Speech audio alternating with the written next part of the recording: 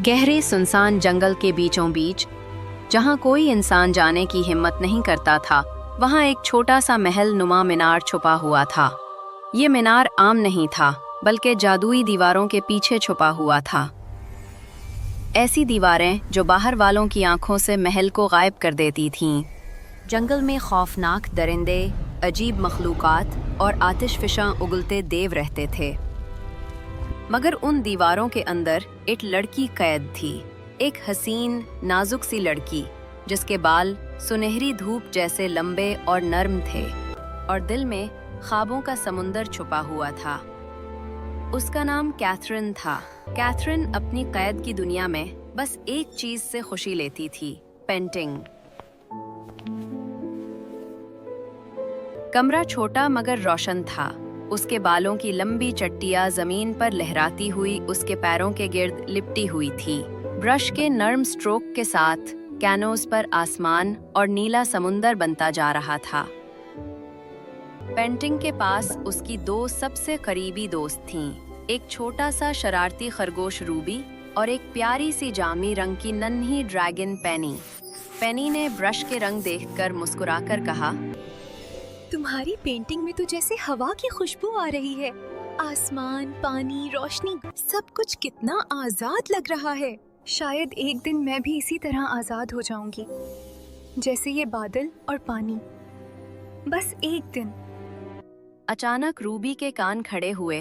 वो घबराकर दरवाजे की तरफ देखता हुआ बोला, कैथरीन, वो आ रही है। कैथरीन ने जल्दी से ब्रश रखा और अपना लिबास दुरुस्त करके दरवाजे के पास जाकर गोसल का इस्तकबाल करने के लिए तैयार हो गई। दरवाजा चरचराकर खुला और अंदर दाखिल हुई गोसल, लंबी, नफीस मगर खौफनाक औरत। गोसल के कदम जमीन पर पड़ते ही पूरा कमरा जैसे सिकुड़ गया।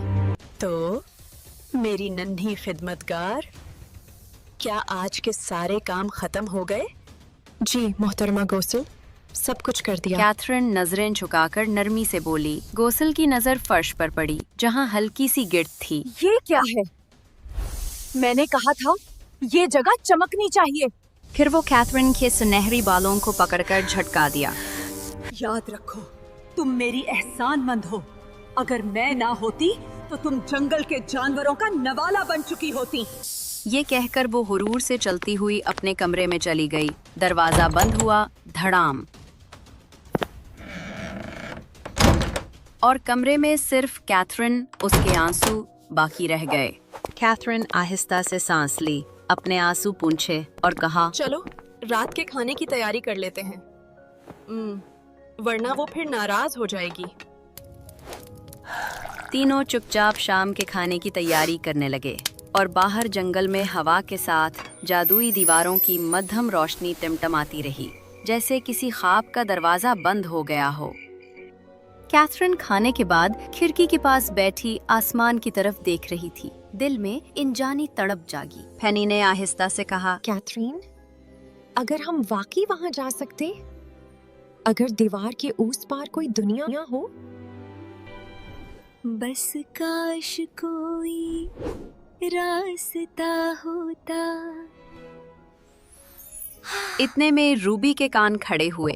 नीचे फर्श से हल्की सी खटखट की आवाज आई और अचानक फर्श का एक तख्ता हिला और तख्ता टूटकर अलग हुआ। नीचे एक चमकदार रोशनी दिखाई दी। तीनों ने नीचे झांका।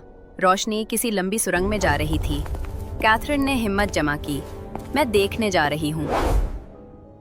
ये शायद कोई दरवाजा है। पिनी ने कहा, गोसल को पता चला तो? कैथरीन बोली, अगर मैं ना गई कभी नहीं जान सकूंगी कि बाहर क्या है। वो आहिस्ता से नीचे उतरी, दिया पकड़ा। सुरंग तंग थी, मगर जादू की खुशबू आ रही थी।